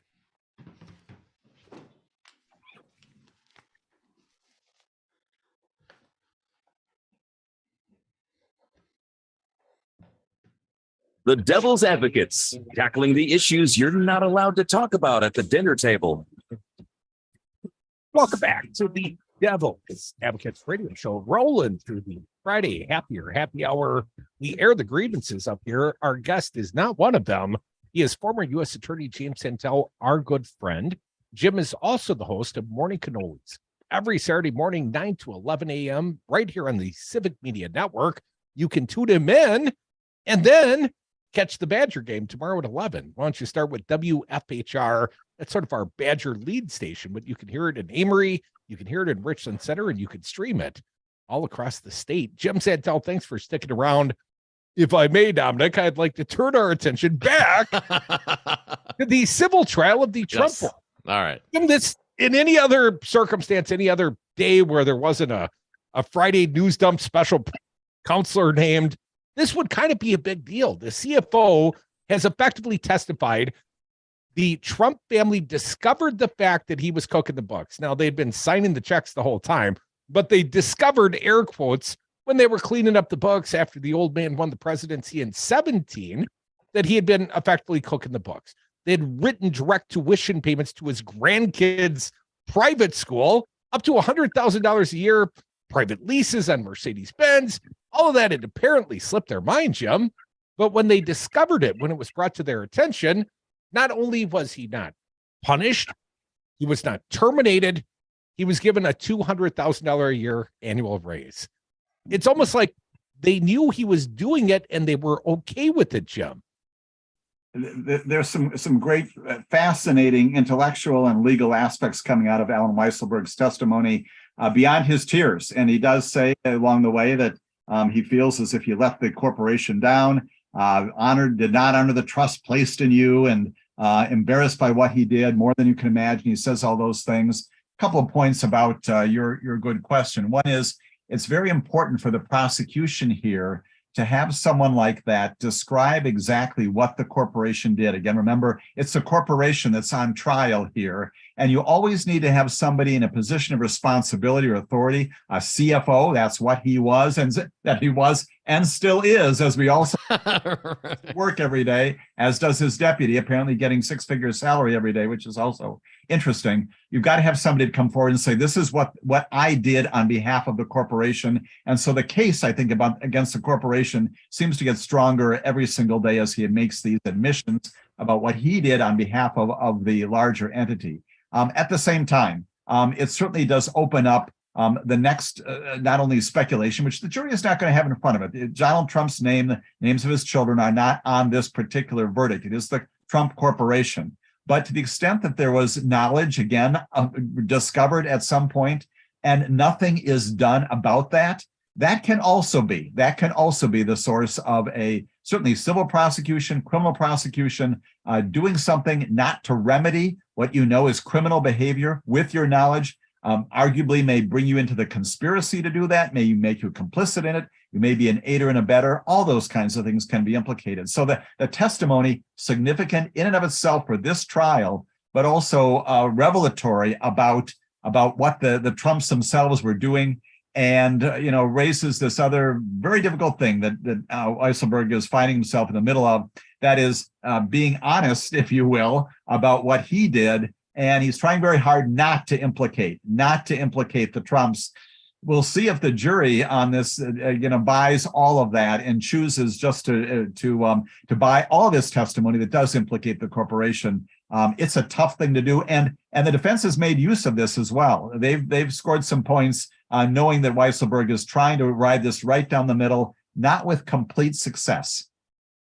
Well, there seemingly is the appearance of impropriety, Jim. I gotta see what I did there. I gotta tell you, my friend, I did read the reporting of the courthouse testimony given by Weisselberg, where he apparently tried to fall on his sword and said, no, they didn't know, although there seemingly is some perjurious contradictory testimony. But at one point he said, no, they didn't know I was doing this. That begs the question of me, Jim, then why is he getting a break? Then why is he getting a 5-month sentence if he has committed this major fraud?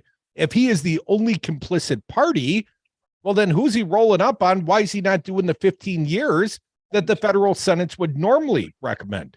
Right.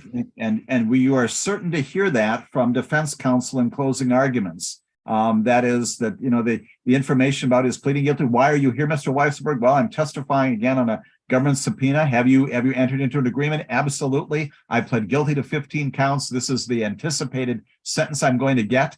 Is that the kind of stuff the jury takes a look at and says, gee, is this guy credible? What's going on here? And wonders more generally, and this is what we always had to deal with as criminal prosecutors on behalf of the government, what is the larger story here? And again, juries are instructed to focus on the facts of a particular case, but to the extent that they're wondering about this particular fellow, here's the argument from the defense, getting a deal with a capital D. For that, is he testifying in a way that he wouldn't otherwise testify because he's bargained away his own liability, his own culpability in exchange, again, for a lesser sentence here? That's something the jury can, in fact, consider in determining whether or not there is a conviction, rather, of this corporation. And so all those kinds of things, and the defense counsel is going to raise exactly, Mike, what you just articulated. Jim Santelle, our fine guest, former U.S. attorney, friend of ours, I'd like to think. Jim, I'm sorry, I had a insurrectionist guy just taped something on the window here. I got momentarily distracted. I'll remember my point in a minute, but I got one for you, Jim. Given the circumstances, and I think Crudy makes a good point, I'm not clear that the testimony provided by Weisselberg is worth the break he's getting. I'm not clear yet. But that being said, if Weisselberg got on the stand and say, Donald Trump ordered the code red, all the kids made me do it, right? If he had said that, well, certainly the jury, I mean, who does something with that information? Where would that information go? If Weisselberg testified as we would like him to, what would happen at that point then? Because they're still focusing on the Trump Corporation. What would happen to that information? Absolutely. That would be, again, I like to think that might even be a higher headline today than would be the appointment of special counsel, right? And the Department of Justice matters. So a couple of things. One is, if that were to happen, and it is not, and again, he's trying to do this very, very down the middle of the road approach on things. He is under oath.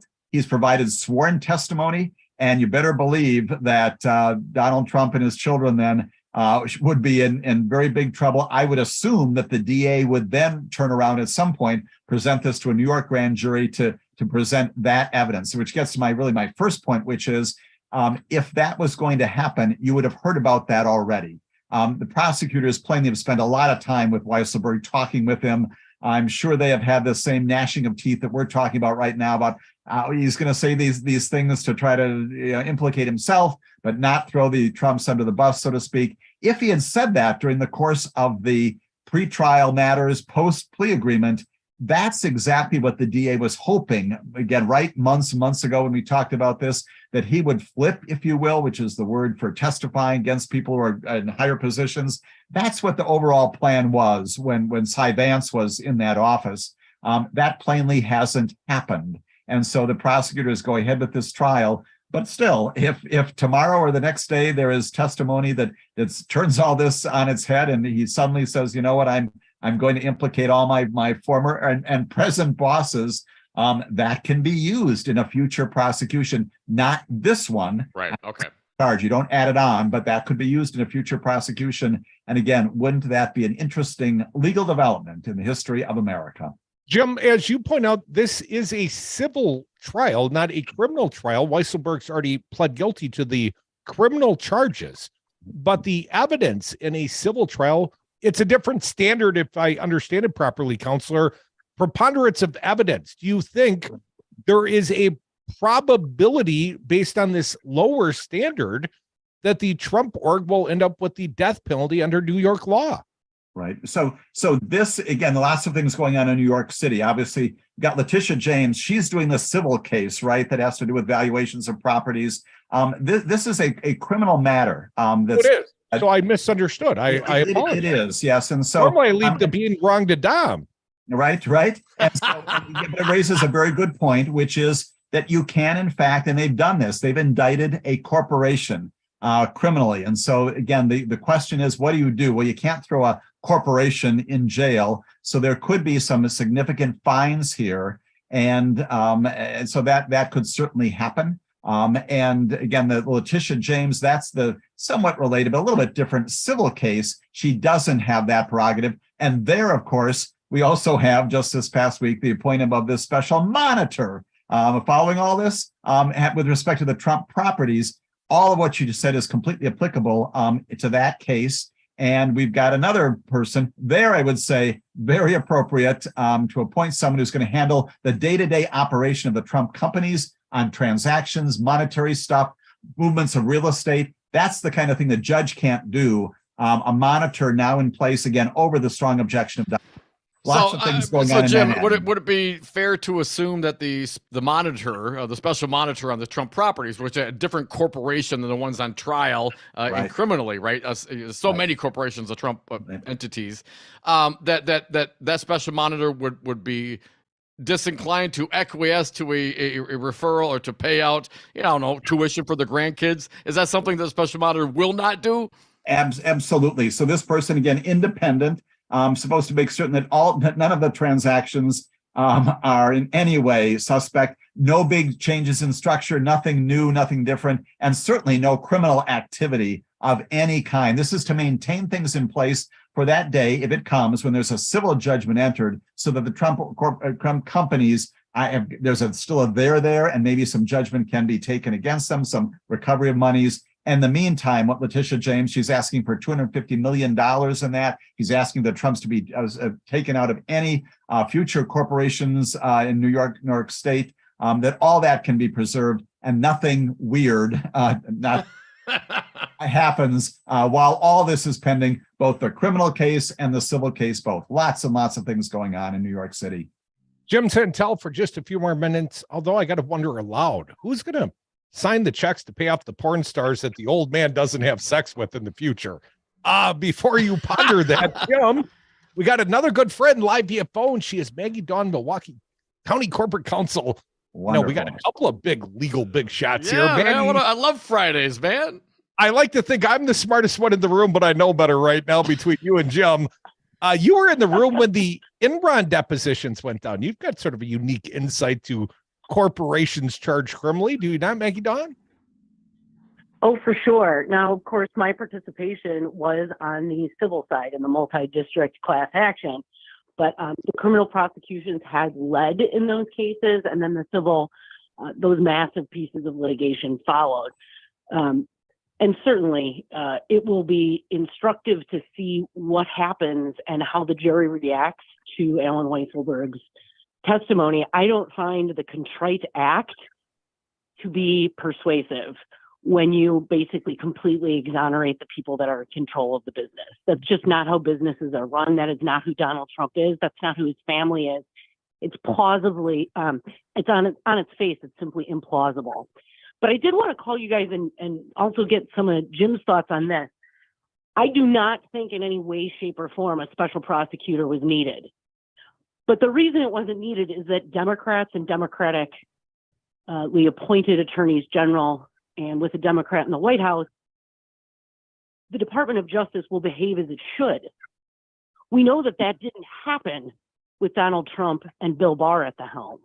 We know that political prosecutions were in fact pursued. That includes a number of, that also included basically replacing U.S. attorneys that were not compliant with Bill Barr's directives.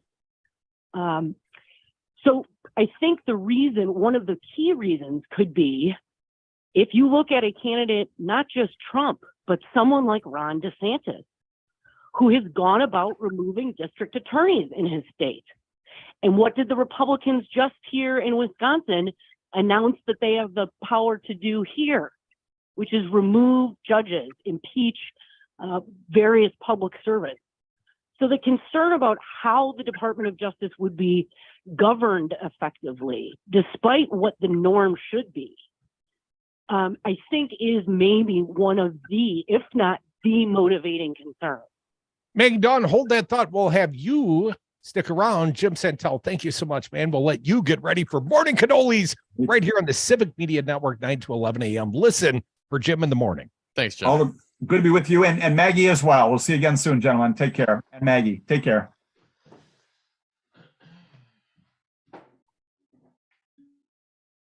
DiscoverTheForce.org.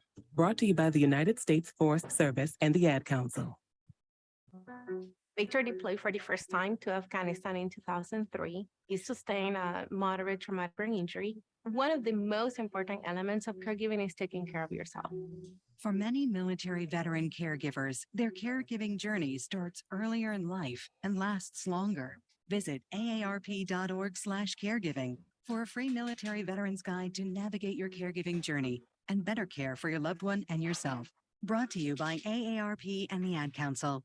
The Devil's Advocates, because freedom. But Tom, we've been following a couple of big stories this week. Truck convoy leader has no idea where he is and is driving in circles around I-495. He didn't know precisely where he was going anyways or where he was at the time. Apparently, he put the convoy back on the road, headed back up north, and he's back in Scranton. So I totally would have protested this tyranny, but damn, the traffic was so bad. Follow the Devil's Advocates on Facebook and Twitter.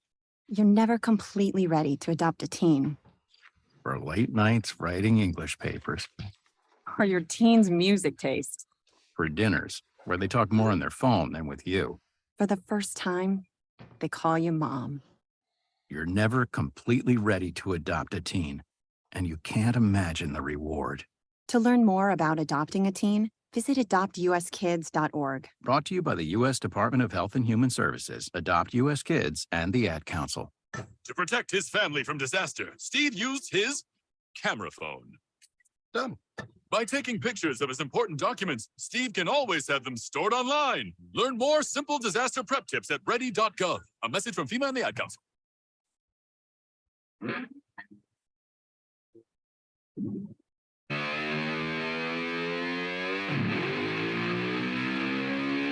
Kicking ass and taking names since the Wisconsin uprising, the Devil's Advocates.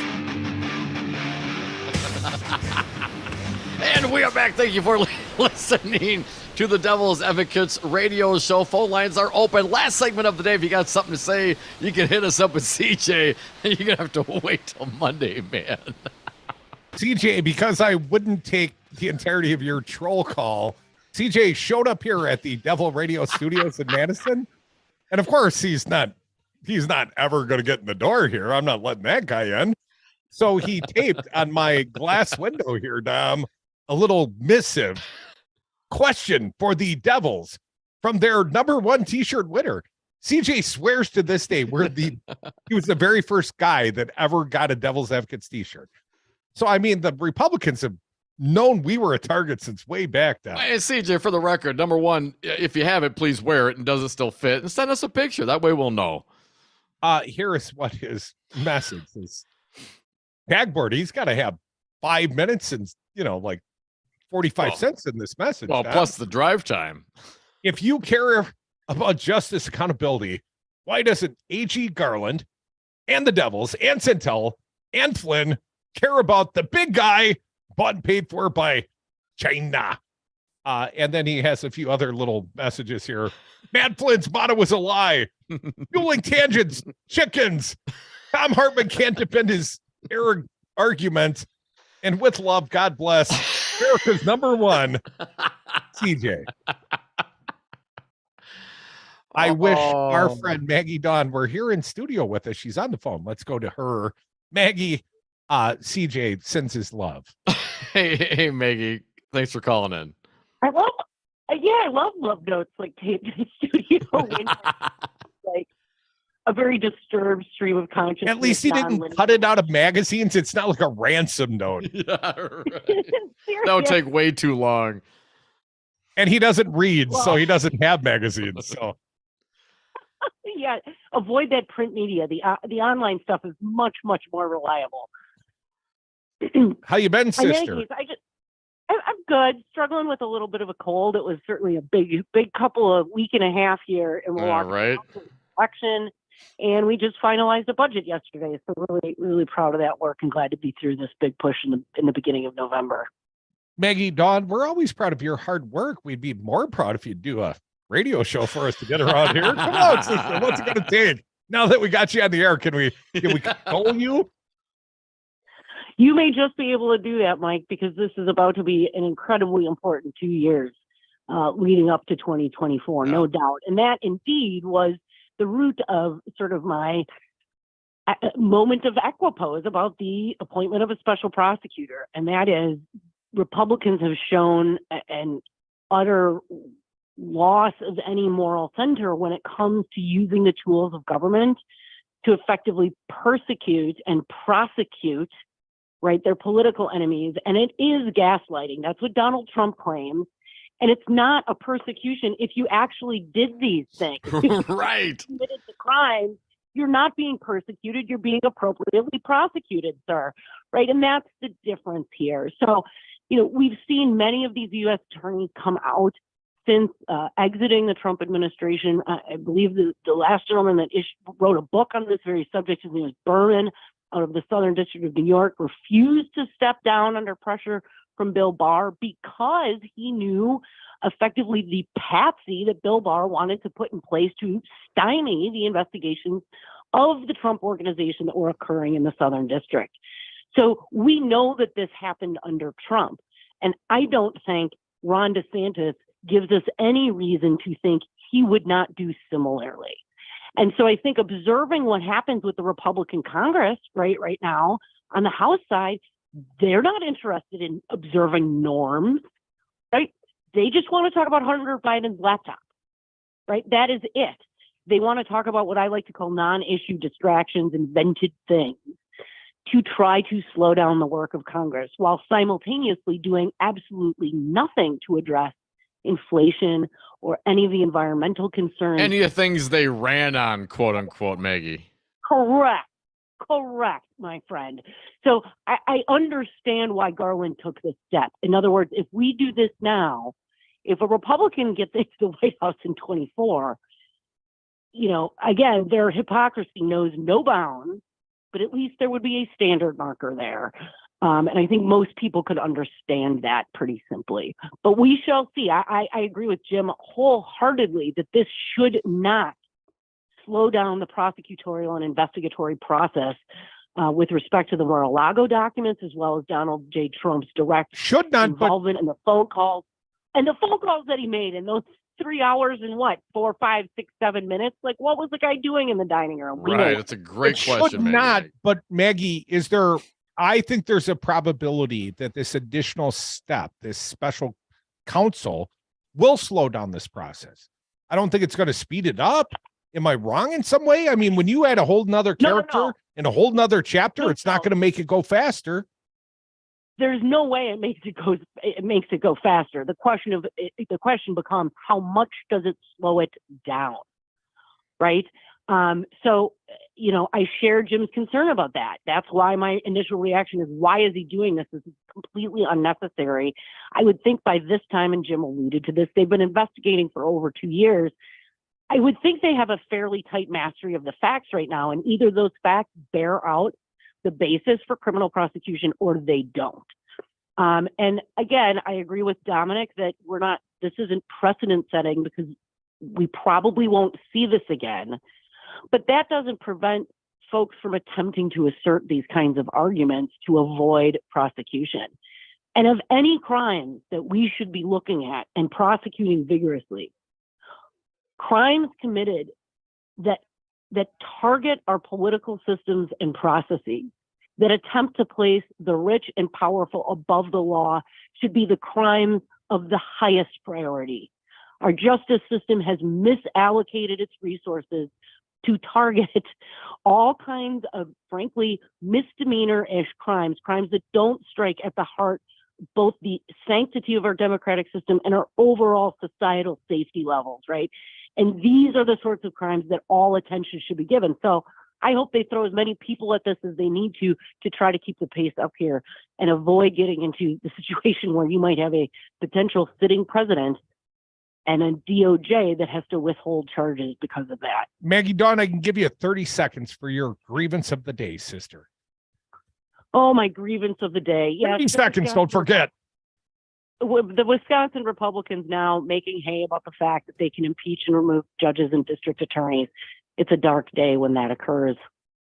Maggie, always a great day when you join us here on the day. Yeah, thanks, Maggie. I'll be at the coin in 10 minutes.